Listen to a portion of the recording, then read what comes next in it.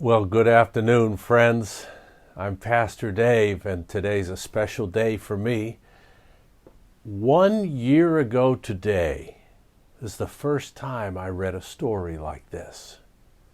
A whole year has gone by for us. I've been thinking, what things are different today than they were a year ago? What things are the same? I'm wearing the same shirt, I can tell you that.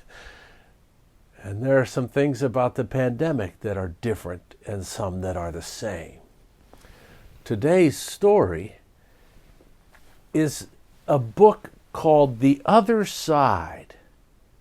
And it took place a long time ago. You will see there are some things in the story that are different nowadays. But you will also see some things that are the same. Let's listen to The Other Side. It's written by Jacqueline Woodson, and the pictures have been drawn by E.B. Lewis. I think you're going to like this. I think it's a great story, and the pictures are just beautiful. It's a new book for me. The pages stick together a little bit. That's how it happens sometimes. That summer, the fence that stretched through our town seemed bigger. We lived in a yellow house on one side of it. White people lived on the other. And Mama said, "Don't climb over that fence when you play." She said it wasn't safe. That summer, there was a girl who wore a pink sweater. Each morning, she climbed up on the fence and stared over at our side. Sometimes I stared back. She never sat on that fence with anybody. That girl didn't. Once, when we were jumping rope, she asked if she could play. And my friend Sandra said no, without even asking the rest of us. I don't know what I would have said. Maybe yes, maybe no. That summer, everyone and everything on that other side of the fence seemed far away. When I asked my mama why, she said, "Because that's the way things have always been." Sometimes when me and Mama went into town, I saw that girl with her mama. She looked sad sometimes, that girl did. "Don't stare," my mama said. "It's not polite." It rained a lot that summer. On rainy days, that girl sat on the fence in a raincoat. She let herself get all wet and acted like she didn't even care. Sometimes I saw her dancing around in puddles, splashing and laughing. Mama wouldn't let me go out in the rain. "That's why I bought you rainy day toys," my mama said. "You stay inside here, where it's warm and safe and dry." But every time it rained, I looked for that girl. And I always found her somewhere near that fence.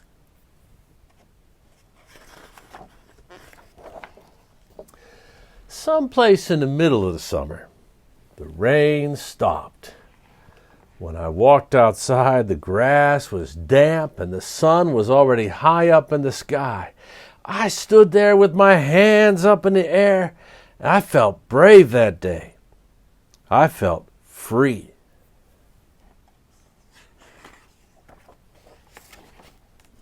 I got close to the fence, and that girl asked me my name. "Clover," I said. "My name's Annie," she said. "Annie Paul." "I live over yonder," she said, "by where you see the laundry. That's my blouse hanging on the line." She smiled then. She had a pretty smile. And then I smiled. And we stood there looking at each other, smiling. "It's nice up on this fence," Annie said. "You can see all over." I ran my hand along the fence. I reached up and touched the top of it. "A fence like this was made for sitting on," Annie said. She looked at me sideways.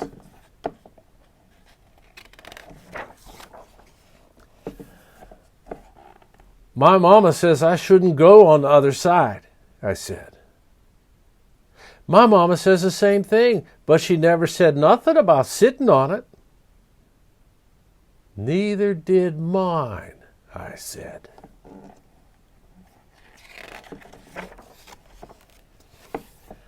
That summer, me and Annie sat together on that fence. And when Sandra and them looked at me funny, I just made believe I didn't even care.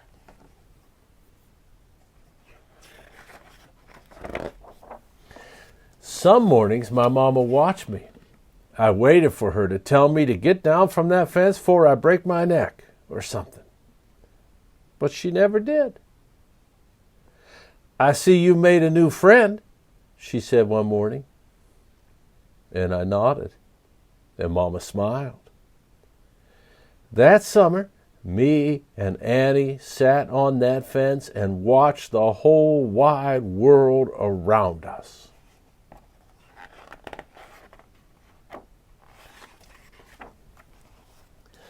One day, Sandra and them were jumping rope near the fence, and we asked if we could play. "I don't care," Sandra said. And when we jumped, Sandra and me were partners, the way we used to be. And when we were too tired to jump anymore, we sat up on that fence, all of us, in a long line.